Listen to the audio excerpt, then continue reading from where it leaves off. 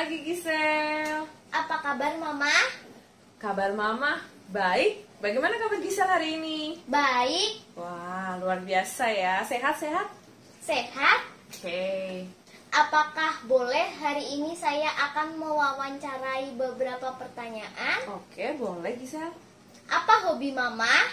Hobi Mama adalah berkebun atau menanam tanaman. Kapan Mama mulai menekuni hobi itu? Sebenarnya Mama mulai menekuni hobi menanam itu sudah lama. Tapi semenjak pandemi, Mama lebih sering untuk merawat tanaman-tanaman Mama. Karena kan Mama bekerja dari rumah ya, jadi banyak waktu. Sehingga Mama setelah selesai bekerja, Mama akan mengurusi tanaman-tanaman Mama ini gitu. Apa saja tanaman yang Mama tanam? Tanaman yang Mama tanam ada banyak Gisel sebenarnya ya. Ini beberapa contohnya. Kita lihat ya. Yang ini namanya tanaman pohon dolar ya. Gisel tahu? Tahu. Yang ini namanya tanaman anggrek. Nah, ini kalau berbunga bagus sekali. Yang ini namanya tanaman lidah buaya. Dan yang ini adalah nama tanamannya anthurium. Dari semua tanaman ini, tanaman mana yang Mama sukai? Dari semua tanaman yang Mama punya, Mama tuh sebenarnya suka dengan tanaman bunga ya. Misalnya yang Mama punya itu tanaman bunga anggrek sama bunga melati. Ya itu, karena Mama suka kalau tanaman itu ada bunganya gitu Gisel. Bagaimana cara merawat tanaman itu? Baik, cara Mama merawat tanaman-tanaman Mama dengan cara menyiram secara teratur pagi dan sore.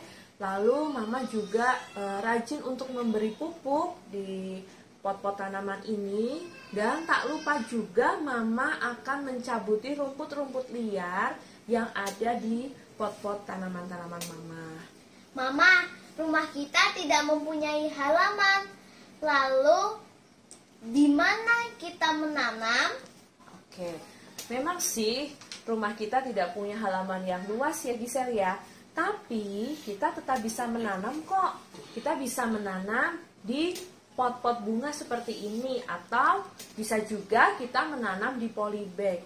Polybag itu adalah tempat untuk menanam bibit-bibit tanaman.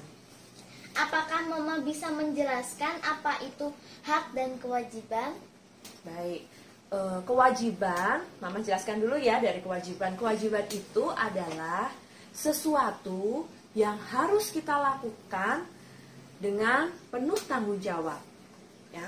Sedangkan hak adalah sesuatu yang kita terima setelah kita melakukan kewajiban dengan baik. Lalu Gisel, tadi Mama sudah menjelaskan apa itu kewajiban, apa itu hak ya. Coba sekarang Mama tanya, Gisel pernah nggak Gisel melakukan kewajiban terhadap lingkungan sekitar Gisel?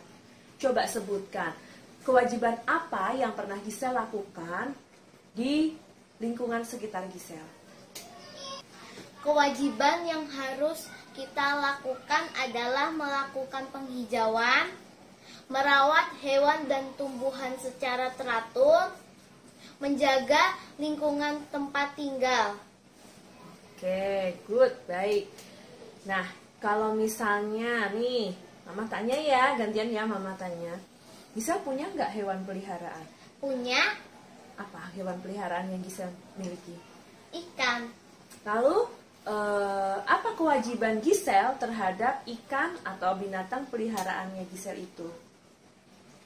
Yang pertama, memberi makan setiap hari. Yang kedua, membersihkan akuarium secara teratur. Oke, good. Nah, sekarang kita berbicara tentang hak ya. Tadi sudah jelas kewajiban adalah sesuatu yang harus dilakukan. Nah, setelah kita melakukan kewajiban dengan baik, maka kita akan menerima hak ya. Kita akan memperoleh hak yang bisa kita rasakan.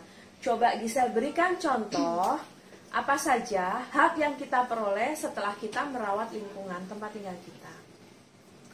Hak yang kita peroleh adalah yang pertama, kita berhak mendapatkan lingkungan yang bersih dan sehat. Kita berhak mendapatkan udara yang sejuk dan sehat. Yang ketiga, kita berhak menikmati hasil dari tumbuhan dan hewan. Oke, good job. Siapa yang wajib menjaga lingkungan? Oke, pertanyaan itu sepertinya mudah, Gisel. Kalau menurut Gisel nih, apakah yang merawat lingkungan itu hanya mama? Atau siapa ya yang menurut Gisel yang harus merawat lingkungan kita? Jawaban saya adalah semua warga masyarakat. Oke, good. Berarti kita semua harus menjaga dan merawat lingkungan ya.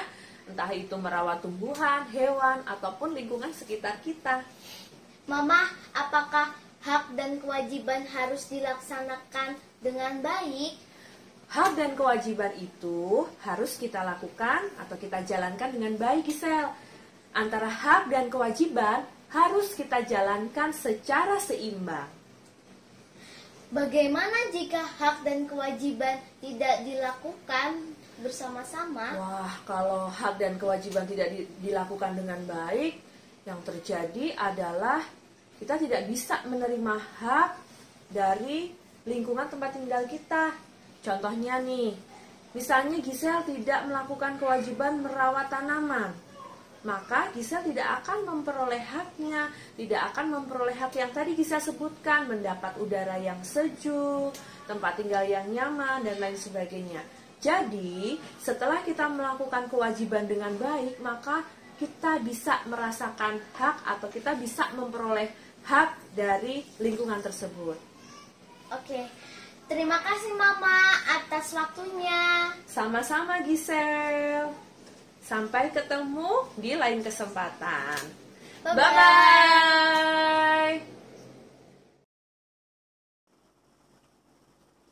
Halo teman-teman, hari ini saya akan menjelaskan sifat komutatif pada perkalian.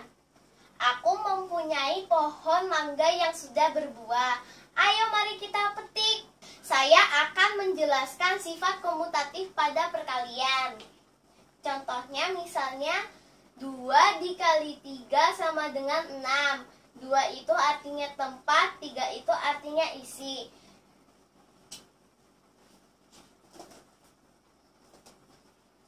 Kita akan siapkan 2 keranjang tersebut.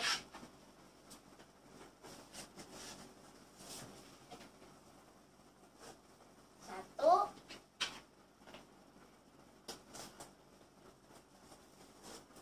Kita akan memasukkan 3 buah mangga tersebut di setiap keranjang. 1, 2, 3, 1, 2.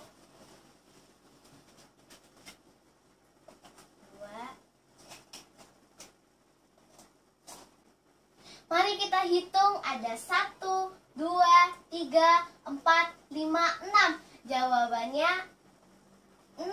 Tadi 2 dikali 3 sama dengan 6. Sekarang saya akan tukar menjadi 3 dikali 2 sama dengan 6. 3 itu artinya tempat, 2 itu artinya isi. Kita tempel dulu ya. Mari kita siapkan 3 keranjang. Kita akan memasukkan 2 buah mangga di setiap keranjang.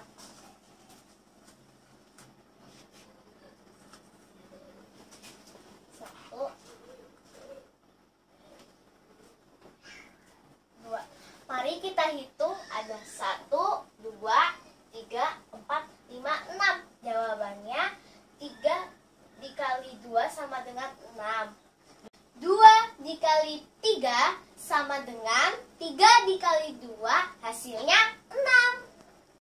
Kesimpulannya adalah sifat komutatif pada perkalian yaitu pertukaran tempat pada angka yang hasilnya tetap sama. Sekian, terima kasih. Bye.